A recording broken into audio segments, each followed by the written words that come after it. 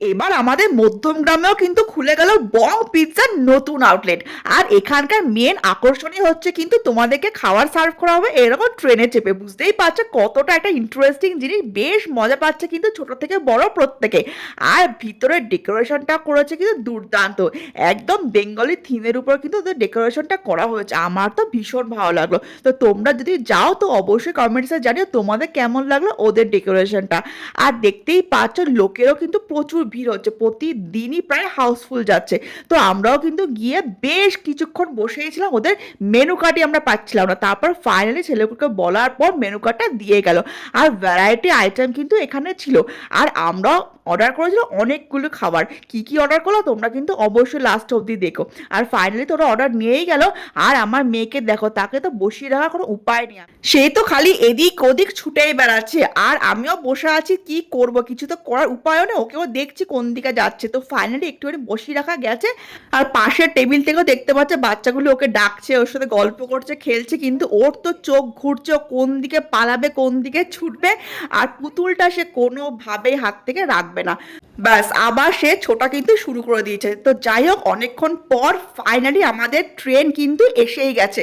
তো ট্রেনে করে দেখতে পাচ্ছ কত খাবার চলে এসেছে। প্রথম আইটেমটা কিন্তু আমাদের চলে আসে ট্রেনে করে ঝিকঝিক করতে করতে। আর ফার্স্ট আইটেম আমাদের ছিল হচ্ছে চিকেন ললিপপ। আর যেখানে আছে 6 পিস করে চিকেন ললিপপ। আর যেটা খেয়ে এত ভালো লাগলো তোমাদেরকে কি বলবো, তখন মনে হচ্ছে সত্যি এতক্ষণ ধরে ওয়েট করাটা ফাইনালি সার্থক হলো।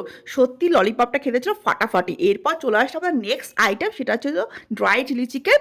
আর যেটা কিন্তু খেতেও ছিল ফাটাফাটি, যদিও একটু স্পাইসিটা বেশি হয়ে গেছিলো। অ্যাকচুয়ালি আমরাও বলা হয়নি যে একটু কম স্পাইসি করার জন্য, তো একটু ঝাল ঝাল ব্যাপারটা বেশি ছিল। তো যাই হোক, এরপর আমাদের নেক্সট আইটেম চলে আসলো চিকেন ওভারলোডেড। আর এর মধ্যে দেখতে পাচ্ছি ক্রিপসি চিকেন ছিল, ফ্রেঞ্চ ফ্রাইস ছিল, এছাড়া ছিল হচ্ছে এগ পোচ।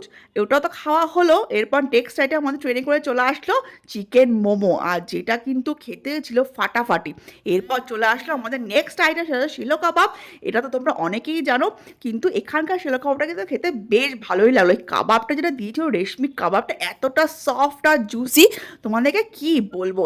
আর তার সাথে ছিল বাটার রাইস, এগ পোচ, আর শিক কাবাব, স্যালাড। ডেকোরেশনটা এত সুন্দর হচ্ছিল, দেখেই মন প্রাণ একদম ভরে যাচ্ছিল। এরপর চলে আসা আমাদের নেক্সট আইটেম, মেন আকর্ষণ, সেটা হচ্ছে মাটন কষা। আর দেখতে পাচ্ছি ওরকম লাল লাল ঝাল ঝাল মাটন কষা হলে আর কি চাই। বাটার নানের সাথে আমরা খেলাম মাটন কষা। আর শেষ পাতে বিরিয়ানি না হলে কি একটু চলে, বাঙালির তো সব জায়গায় বিরিয়ানি খেতেই হয়। তো দেখতেই পাচ্ছ গরম গরম মাটন বিরিয়ানি একদম চলে আসো। আর এখানকার মাটন বিরিয়ানির টেস্টটাও কিন্তু একটু আলাদা রকম। এত লাইট বিরিয়ানি আর এত টেস্টি, অনেক দিন পরে খেলাম কিন্তু এরকম গরম গরম টেস্টি বিরিয়ানি। একটু হালকা কিন্তু মিষ্টি মিষ্টিও ছিল। তো টেস্টটা কিন্তু একদম অন্যরকম লাগলো, কিন্তু খেতেও কিন্তু ছিল ফাটাফাটি। তো ওভারঅল আমাদের এক্সপিরিয়েন্স কিন্তু দারুণ ভালো ছিল। ইচ্ছা আছে খুব তাড়াতাড়ি আবার যাওয়ার। তোমরাও কিন্তু একবার ট্রাই করে দেখতে পারো।